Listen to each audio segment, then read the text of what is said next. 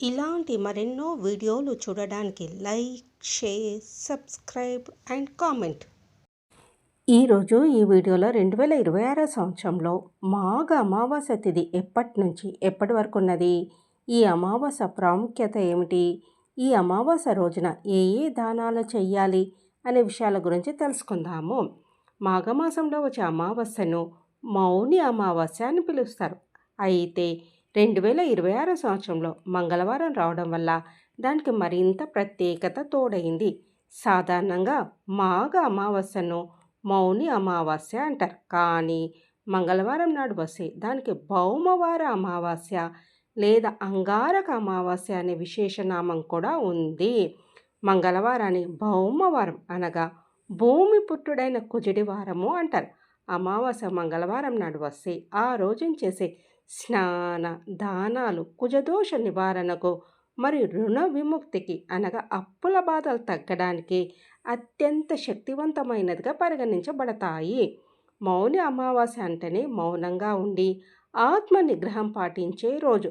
ఈ రోజున మౌనంగా ఉంటూ కుజగ్రహానికి లేదా సుబ్రహ్మణ్య స్వామికి పూజ చేయడం వల్ల కోపం తగ్గుతుంది, మనశ్శాంతి లభిస్తుంది. జాతకంలో పితృదోషము లేదా కుజదోషం వల్ల వివాహంలో ఆటంకాలు ఎదురవుతున్న వారు ఈ రోజున పితృతర్పణాలు ఇచ్చి ఎర్రటి వస్తువులను అనగా కందిపప్పు లేదా ఎర్రటి వస్త్రం దానం చేస్తే మంచి ఫలితం ఉంటుంది. అమావాస్య తిథికి ఆధ్యాత్మికంగా, జ్యోతిష్యపరంగా మరియు శాస్త్రీయంగా ఎంతో ప్రాముఖ్యత ఉంది. చాలామంది అమావాస్యను అశుభంగా భావిస్తారు, కానీ వాస్తవానికి ఇది సాధనకు మరియు పితృకార్యాలకు అత్యంత శక్తివంతమైన తేదీ. జ్యోతిష్య శాస్త్రం ప్రకారము చంద్రుడు మనఃకారకుడు అనగా మనసును నియంత్రించేవాడు. అమావాస్య నాడు చంద్రుడు కనబడడు, అంటే మనస్సుపై చంద్రుని ప్రభావము తక్కువగా ఉంటుంది. ఈ సమయంలో మనసు శూన్యంగా లేదా అంతర్ముఖంగా ఉంటుంది. అందుకే ధ్యానము, జపము మరియు యోగా చేస్తే వారికి ఈ రోజున ఏకాగ్రత త్వరగా కుదురుతుంది. తమను తాము తెలుసుకోవడానికి ఇది ఉత్తమ సమయము. పురాణాల ప్రకారము ఈ రోజున పితృలోకం నుండి మన పూర్వీకులు భూమిపైకి వస్తారని నమ్మకం. వారికి తర్పణాలు, పిండ ప్రదానాలు ఇవ్వడం వల్ల వారు సంతృప్తి చెంది మనకు ఆయుష్ను, ఆరోగ్యము మరియు వంశాభివృద్ధిని ప్రసాదిస్తారు. పితృదోషాల నివారణకు ఇంతకంటే గొప్ప రోజు లేదు.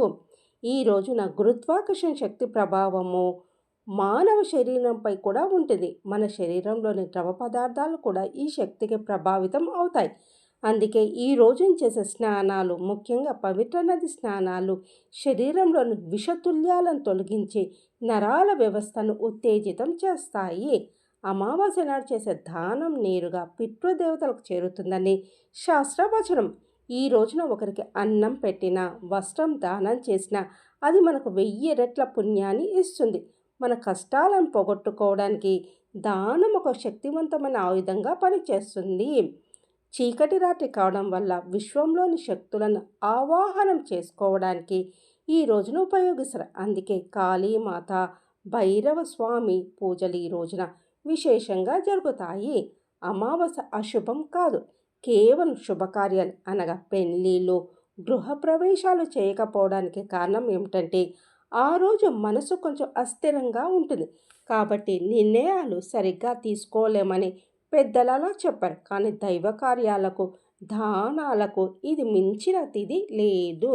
2026 సంవత్సరంలో మౌని అమావాస్య తిథి ప్రారంభము 16వ తేదీ ఫిబ్రవరి 2026 సోమవారం సాయంత్రం 5:22 ప్రారంభమై 17వ తేదీ ఫిబ్రవరి 2026 మంగళవారం సాయంత్రం 5:38 అమావాస్య తిథి ముగుస్తుంది. మౌని అమావాస్య రోజున జాతకంలో శని దోషం ఉన్నా లేదా ప్రస్తుతం శని దశ కాలం అనగా ఏలినాటి శని, అర్ధాశ్రమ శని నడుస్తున్న వారు ఈ రోజున శనిదేవునికి నల్ల నువ్వులను సమర్పించాలి. ఒక నల్లటి వస్త్రంలో నల్ల నువ్వులను మూటగట్టి లేదా ఒక రాగి పాత్రలో పోసి దానం చేయాలి. దీనివల్ల పనుల్లో ఆటంకాలు తొలగిపోయి మానసిక ప్రశాంతత లభిస్తుంది. ఒక పాత్రలో నువ్వుల నూనె తీసుకొని అందులో మీ ముఖం చూసుకొని తర్వాత ఆ నూనెను దానం చేయాలి. దీన్ని ఛాయాదానం అంటారు. శనిదేవుని గుడిలో ఈ విధంగా ఇవ్వాలి. లేదా శనిదేవునికి దీపారాధనకు నూనె ఇవ్వవచ్చును. దీనివల్ల అనారోగ్య సమస్యలు మరి అకాల మృత్యు భయం తొలగిపోతుంది. ఇనుముతో చేసిన వస్తువులను లేదా రాగి పాత్రలను దానం చేయవచ్చును. శనివారం నాడు కొత్త ఇనుప వస్తువులను కొనుగోలు చేయకూడదు. ముందే కొన్న వాటిని లేదా పాత వాటిని దానం చేయవచ్చును. పేదలకు లేదా వృద్ధులకు నల్లటి రంగు దుస్తులు, వస్త్రాలు లేదా పాదరక్షలను దానం చేయాలి. శనిదేవుడు కర్మ ఫల ప్రదాత. కష్టాల్లో ఉన్నవారికి ముఖ్యంగా వృద్ధులకు సహాయం చేయడం వల్ల ఆయన త్వరగా అనుగ్రహిస్తాడు. ఈ రోజున పొట్టు తీయని నల్ల మినుములను దానం చేయడము లేదా మినుములతో చేసిన ఆహారాన్ని అనగా గారెలు వంటివి పేదలకు పంచిపెట్టడం వల్ల శనిదోష ప్రభావం తగ్గుతుంది. మౌని అమావాస్య రోజున అప్పుల బాధ నుండి విముక్తి పొంది ఆర్థికంగా స్థిరపడడానికి మన పురాణాల్లో మరి జ్యోతిష శాస్త్రంలో కొన్ని శక్తివంతమైన మార్గాలు సూచించబడ్డాయి. ఈ రోజున ముఖ్యంగా అప్పుల బాధల్లో ఉన్నవారు మంగళవారం నాడు కుజగ్రహాన్ని ప్రార్థించడం వల్ల త్వరగా ఫలితం ఉంటుంది. మంగళవారం ఉదయం లేదా సాయంత్రం దీపం వెలిగించి రుణ విమోచన అంగారక స్తోత్రాన్ని పఠించాలి.